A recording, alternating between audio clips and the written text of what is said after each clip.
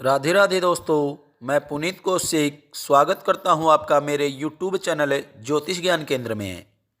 कैसे हैं आप सभी, यह बताने के लिए कमेंट बॉक्स में राधे राधे अवश्य लिखें। दोस्तों, आज हम आपके लिए लेकर आए हैं पंच भिक्षु की कहानी। किसी गांव में एक साहूकार था। उसका एक बेटा और एक बहू थी। बहू कार्तिक मास में रोज सवेरे उठकर गंगा स्नान के लिए जाती थी। सुबह जल्दी जाते समय वह किसी भी पराये पुरुष का मुंह नहीं देखती थी। एक राजा का बेटा भी सुबह सवेरे गंगा स्नान के लिए जाता था। वह हैरान होता था कि मैं इतनी जल्दी उठता हूँ स्नान के लिए, लेकिन कोई है जो मुझसे भी जल्दी उठकर नहा लेता है।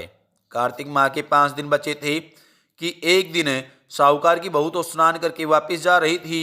उस समय राजा का बेटा स्नान के लिए आ रहा था। आवाज़ सुनकर वह जल्दी जल्दी जाने लगी, लेकिन जल्दबाजी में उसकी माला मोजड़ी छूट गई। राजा के बेटे ने उसकी माला मोजड़ी उठा ली और सोचने लगा कि जिस स्त्री की यह माला मोजड़ी इतनी सुंदर है, वह स्त्री कितनी सुंदर होगी। उसने पूरे गांव में मुनादी करवा दी कि जिसकी यह माला मोजड़ी है वह 5 रात मेरे पास आएगी। साहूकार के बेटे की बहू ने कहलवा दिया कि मैं 5 रात आऊँगी, लेकिन किसी को साख भरने बैठा देना। राजा के बेटे ने एक तोते को पिंजरे में बंद कर गंगा किनारे पेड़ पर टांग दिया। बहू सुबह के समय आई, पहली पैड़ी पर पैर रखा और बोली, हे कार्तिक के ठाकुर, हे राय दामोदर, 5 पांडु, छठे नारायण, भीखम राजा, उस पापी को नींद आ जाए। राजा के बेटे को नींद आ गई। बहू नहा धोकर चलने लगी तो तोते से बोली, सुआ सुआ, तेरे गल डालूंगी हीरा, मेरी साख भरियो वीरा। सुआ बोला कि कोई वीर भी साख भरता है क्या? वह बोली, सुआ सुआ, सुबह तेरे पग घालूंगी नेवर, साख भरियो मेरे देवर। सुआ ने कहा, ठीक है भाभी, मैं तेरी साख रखूंगा। वह तो कहकर चली गई।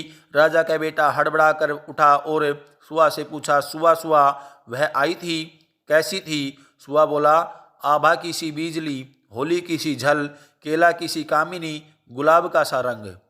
अगले दिन राजा के बेटे ने सोचा कि आज मैं अपनी अंगुली में चीरा लगाऊंगा, इससे मुझे नींद नहीं आएगी।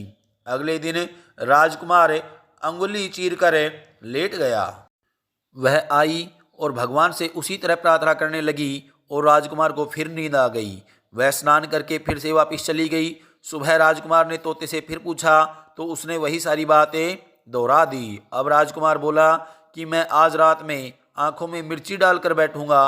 रात में वह मिर्ची डालकर बैठ गया। बहू फिर आई और प्रार्थना की कि जिससे उसे फिर से नींद आ गई।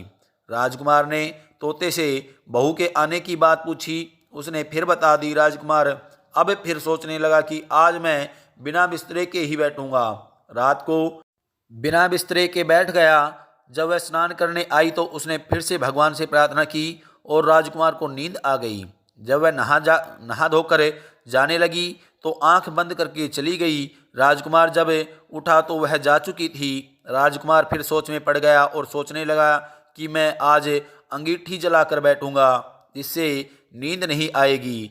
फिर वह रात को अंगीठी रख कर बैठ गया। साहूकार की बहू आई और वह भगवान से प्रार्थना करने लगी कि आपने 4 रातें तो निकाल दी, अब यह रात भी निकलवा दो।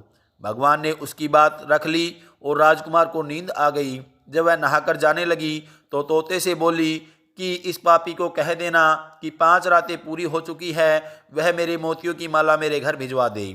सुबह राजकुमार की आंख खुली तो उसने तोते से पूछा कि क्या वह आई थी? तो तोते ने कहा, हाँ वह आई थी और उसने अपनी माला मंगवाई है। यह सुन राजकुमार सोचने लगा कि वह तो सच्ची थी, तभी तो भगवान ने उसका सत रखा।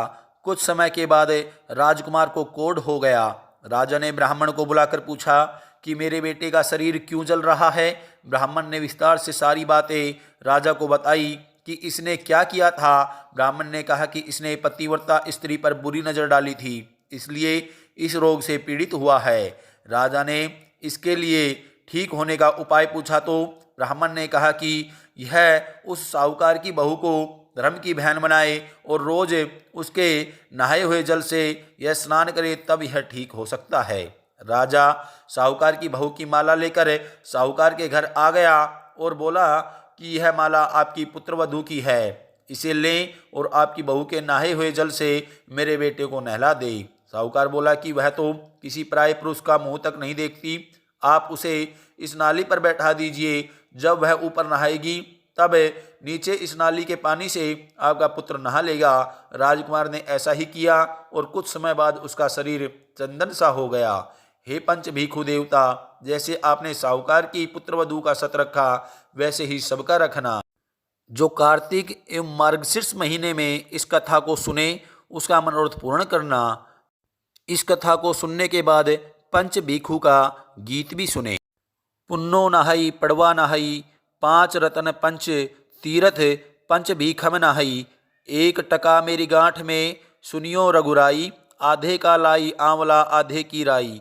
राई दामोदर सांवला जिसने सृष्टि रचाई, राजा के घर उतरी पुत्री बन आई। राजा लाया ब्याह के रानी बन आई, 4 चक्कर 4 मक्कर 4 दिए की लो। मैं पूछूं तुमसे श्री कृष्ण जी कब निस्तारा होय, जब आएगा कार्तिक का महीना तब निस्तारा होय। राधे राधे दोस्तों।